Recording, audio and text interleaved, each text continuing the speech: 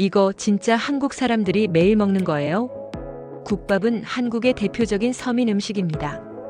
고려와 조선시대 문헌에서도 그 기록을 찾아볼 수 있고, 뜨끈한 국물에 밥을 말아 한 끼를 든든하게 해결할 수 있는 실용성 덕분에 예부터 장터, 병영, 농촌에서 널리 사랑받아왔습니다. 각 지역마다 다양한 재료와 국물 맛이 있지만 공통적으로 정과 위로가 담긴 음식으로 기억되고 있습니다. 그 한 그릇엔 누군가의 하루를 지켜주는 온기가 있습니다. 여기서 잠시 좋아요와 구독, 알림 설정까지 눌러주시면 더 많은 이야기를 전해드릴 수 있습니다. 이제 미국 다큐멘터리 감독 엘리엇이 처음 국밥을 마주했을 때의 감동 실화를 소개하겠습니다.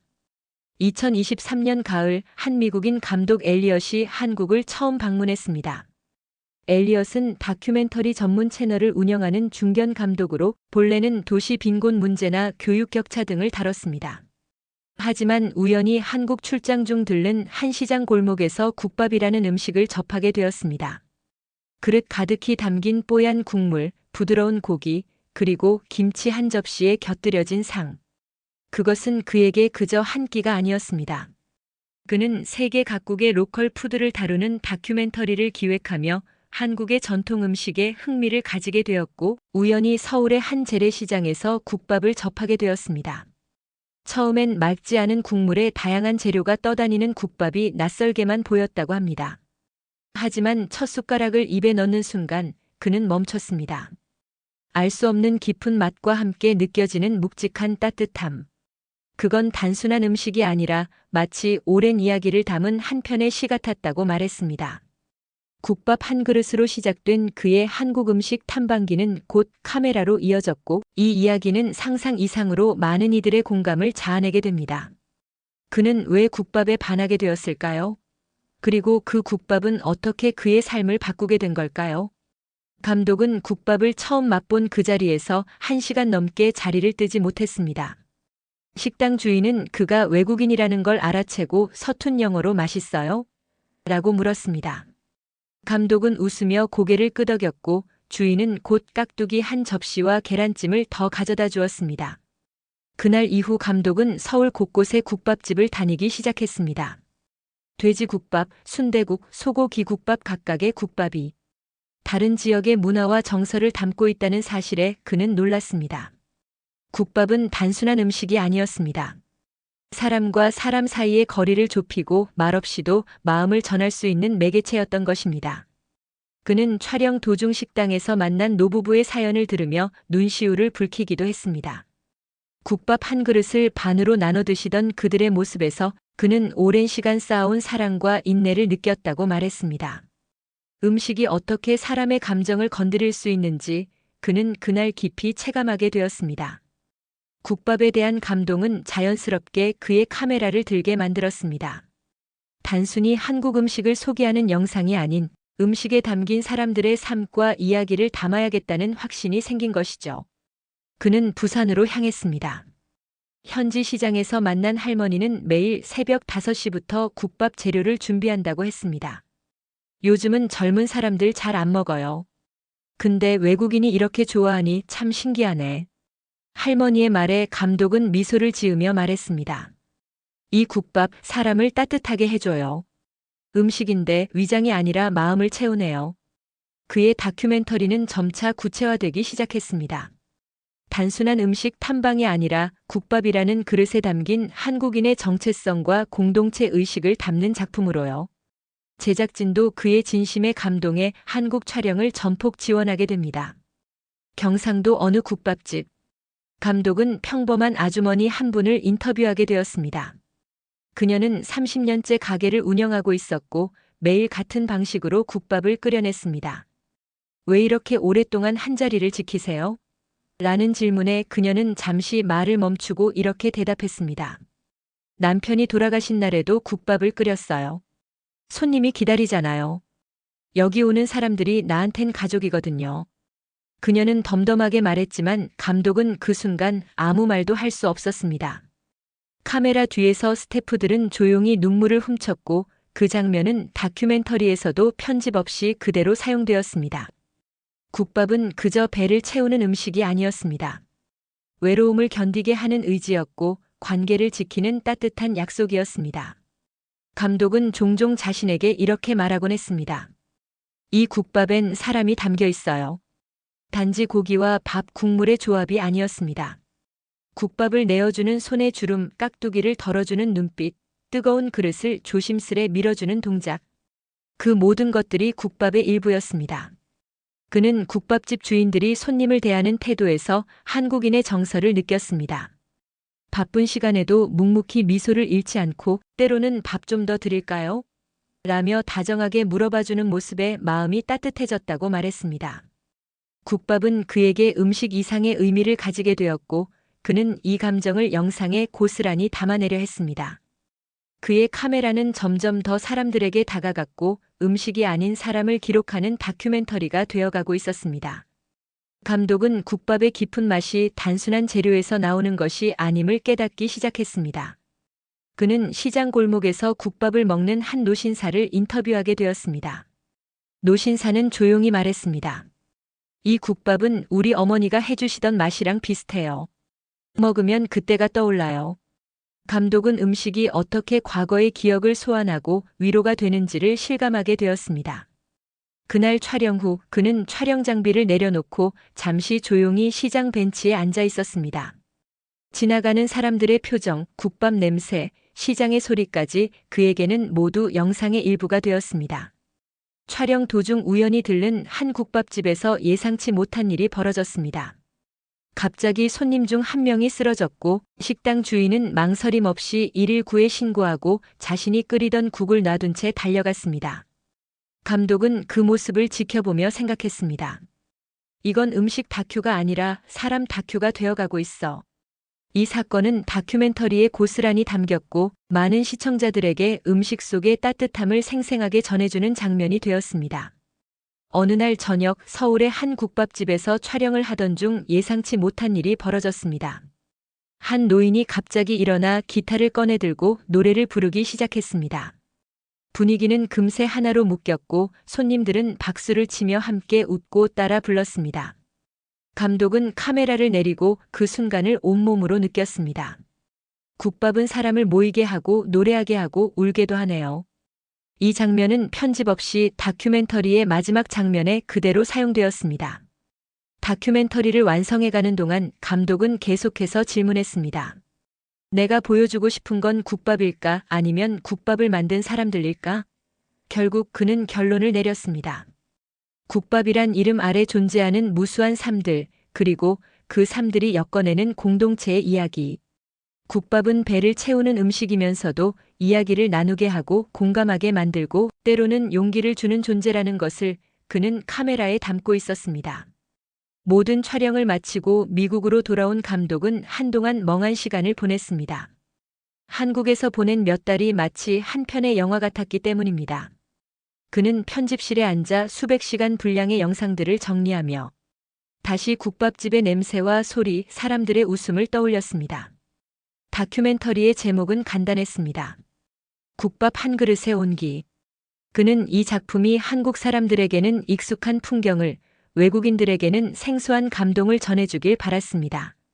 다큐멘터리는 미국의 한 독립영화제에서 처음 상영되었습니다. 예상 외로 객석은 가득 찼고 상영 후 이어진 관객과의 대화 시간에는 수많은 질문과 찬사가 쏟아졌습니다. 어떤 관객은 말했습니다.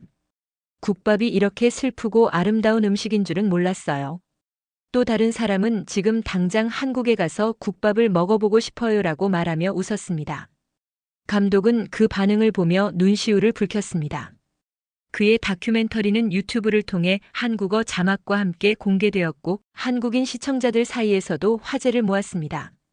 우리도 몰랐던 국밥의 가치라는 댓글이 달렸고 자신이 자주 가던 국밥집이 영상에 나왔다며 감사의 인사를 전하는 사람도 많았습니다.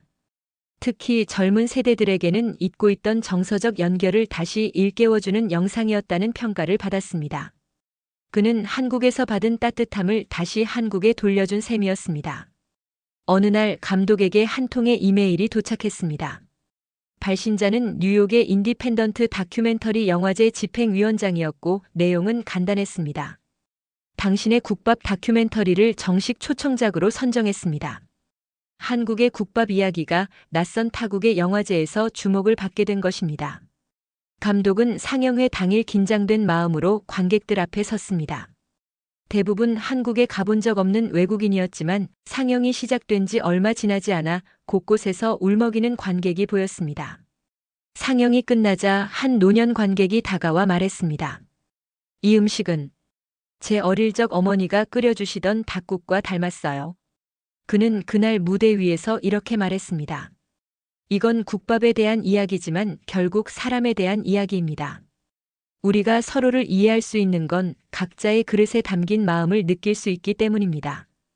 행사 이후 감독은 여러 매체의 인터뷰 요청을 받았고 국밥이란 단어가 뉴욕타임스 기사 제목에 실리기도 했습니다. 한식이 아니라 국밥이라는 특정 음식이 전면에 등장한 것은 처음이었습니다. 미국의 한 칼럼니스트는 이렇게 썼습니다. 국밥은 설명을 요구하는 음식이 아니다. 그냥 한 입이면 충분하다. 그 말은 마치 감독의 연출 철학과도 같았습니다. 다큐멘터리가 세계적으로 알려지자 서울의 어느 국밥집에 낯선 외국인이 찾아왔습니다. 백발이 성성한 그는 낡은 배낭을 메고 있었고 무릎이 다른 청바지를 입고 조심스레 가게 문을 열었습니다. 그는 조용히 국밥을 주문한 뒤 테이블 위에 놓인 낡은 노트북을 열었습니다. 그 화면 속에는 바로 감독의 다큐멘터리가 재생되고 있었습니다. 주인 아주머니는 조심스럽게 다가가 물었습니다. 혹시 감독님 아시는 분이세요? 그 외국인은 살짝 웃으며 고개를 저었습니다. 아니요. 하지만 이 영상이 제 삶을 다시 움직이게 만들었어요. 그는 미국의 유명한 음식 평론가였고 수년간 고급 레스토랑만 다루다 어느 순간 모든 음식이 공허하게 느껴졌다고 했습니다. 그러다 우연히 본 국밥 다큐멘터리. 담백한 화면과 진심 어린 인터뷰에 그는 울컥했고 무작정 한국행 비행기에 올랐다고 했습니다. 그날 이후 그는 한국 곳곳의 국밥집을 찾아다니며 국밥의 철학이라는 이름의 온라인 칼럼을 쓰기 시작했습니다. 진짜 음식이란 그 음식을 만드는 사람을 이해하는 순간부터 시작된다는 그의 문장은 많은 이들에게 울림을 주었고 그의 글을 통해 국밥은 또 한 번 세상의 주목을 받기 시작했습니다. 그리고 며칠 뒤 그는 직접 감독에게 만나고 싶다는 메일을 보냈습니다.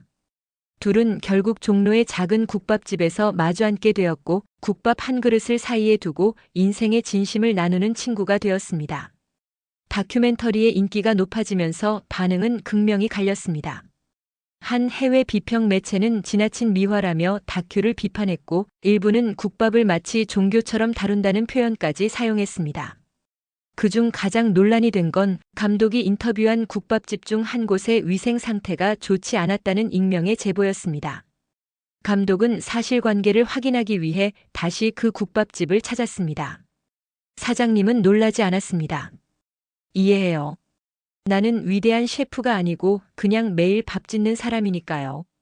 하지만 제 밥을 누군가 진심으로 먹어줬다는 게 고맙죠. 그 말에 감독은 말없이 고개를 끄덕였고 그날은 촬영 없이 조용히 밥을 먹었습니다. 비판은 이어졌지만 동시에 다큐를 지지하는 목소리도 커졌습니다. 음식이란 건 깨끗한 주방보다 진심이 담긴 그릇이 더 중요하다는 댓글이 SNS에 퍼지며 여론은 점차 감독의 편으로 기울었습니다. 감독은 그날 이후 더 조심스럽고 더 인간적인 시선으로 이야기를 담기로 마음먹었습니다. 음식이 아니라 사람을 담아야 한다는 그의 철학은 더 단단해졌습니다. 논란이 채 가시기도 전에 감독에게 전혀 예상치 못한 메일이 도착했습니다. 발신인은 일본 도쿄의 전통음식 협회. 그들은 국밥 다큐멘터리를 보고 깊은 감명을 받았다며 일본의 된장국 문화를 다룬 다큐멘터리를 함께 만들어보자는 제안을 한 것이었습니다. 감독은 처음엔 망설였습니다. 과연 자신이 한국 음식에 대한 애정을 가지고 다룬 것처럼 타국의 전통 음식을 그 깊이까지 이해하고 담아낼 수 있을까? 그는 조심스러운 마음으로 일본행 비행기에 몸을 실었습니다.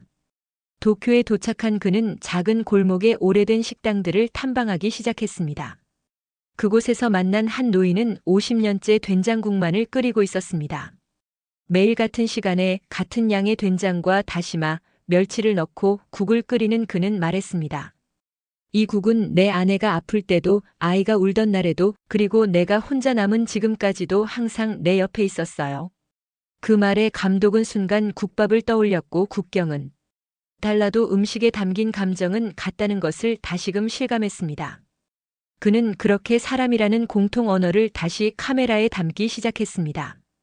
감독은 일본에서의 촬영을 마치고 한국으로 돌아가기 전 마지막 날을 도쿄의 한 상점가에서 보냈습니다. 우연히 만난 한 젊은 셰프는 그에게 말했습니다. 감독님의 국밥 영상 보고 저도 된장국으로 비슷한 영상을 만들어 보려 했어요. 근데 어렵더라고요. 음식보다 그 사람들의 이야기를 담는 게 더 어렵더라고요. 감독은 웃으며 대답했습니다. 음식은 삶이니까요. 그걸 끓이는 사람의 시간을 담아야 하니까요. 이 대화는 그에게 큰 울림을 주었습니다. 그는 일본에서의 경험을 토대로 새로운 다큐 시리즈를 기획하기 시작했습니다. 한 그릇의 온기라는 제목으로 각국의 서민 음식을 통해 사람들의 삶을 기록하는 프로젝트였습니다. 그 출발점은 여전히 한국의 국밥이었습니다. 몇 달 후 그는 다시 서울로 돌아왔습니다. 첫 촬영을 했던 그 국밥집. 여전히 같은 자리에 있었고 사장님은 그를 보자 반갑게 맞이했습니다. 또 왔어요? 이번엔 카메라 없이요? 감독은 웃으며 고개를 끄덕였습니다. 그는 단지 그 국밥 한 그릇이 자신을 어디까지 데려다 줬는지를 감사하고 싶었습니다. 그날 그들은 아무 말 없이 국밥을 나눠 먹었습니다. 하지만 말없이도 알 수 있었습니다. 서로의 눈빛, 수저를 드는 타이밍, 그리고 뜨거운 국물에 살짝 찡그린 표정. 국밥은 여전히 같은 맛이었고 그 맛은 감독에게 처음 그 순간의 감정을 되살려 주었습니다. 이 자리에서 감독은 마지막 내레이션 원고를 썼습니다. 국밥은 사람이다. 이 그릇에 담긴 건 단지 음식이 아니라 그날을 견디게 해준 어떤 따뜻함이다. 영상이 공개되고 시간이 흐른 어느 날 한 젊은 유학생이 감독을 찾아왔습니다. 미국에서 온 영화학도였고 한국 전통 음식에 관한 논문을 쓰고 있다고 했습니다. 그는 말했습니다. 감독님 다큐를 보고 진로를 바꿨어요. 원래는 극영화를 하고 싶었는데 사람을 담고 싶다는 생각이 들더라고요. 감독은 놀라며 그에게 물었습니다. 어떤 장면이 가장 인상 깊었어요? 학생은 망설임 없이 대답했습니다. 14장에서 외국인 평론가가 조용히 국밥을 먹던 장면이요. 그 장면이 정말 잊히질 않아요. 그날 이후 그 학생은 감독의 조수로 함께 다큐멘터리 현장을 돌기 시작했습니다. 그들 사이엔 세대 차이가 있었지만 국밥에 담긴 온기를 느낄 줄 아는 사람이라는 점에서 서로를 깊이 이해하게 되었습니다. 감독은 어느 인터뷰에서 이렇게 말했습니다. 국밥 다큐멘터리는 끝났지만 그 이야기는 아직도 계속되고 있습니다. 그는 지금도 카메라를 들고 세계 곳곳의 골목을 걷고 있습니다. 누군가는 국밥을, 누군가는 수프를, 또 누군가는 국수를 만들고 있지만 그들의 마음은 모두 따뜻한 그릇 하나에 담겨 있었습니다. 그는 마지막으로 이렇게 말했습니다. 우리는 모두 어떤 그릇을 끌어안고 살아갑니다. 그것이 국밥이든 된장국이든 수프든 상관없습니다. 중요한 건 그 안에 담긴 이야기와 마음입니다. 그의 영상은 멈췄지만 국밥으로 시작된 감동은 누군가의 삶을 계속 데워주고 있었습니다. 이 영상이 마음에 드셨다면 좋아요와 구독을 눌러주세요. 시청해주셔서 감사합니다.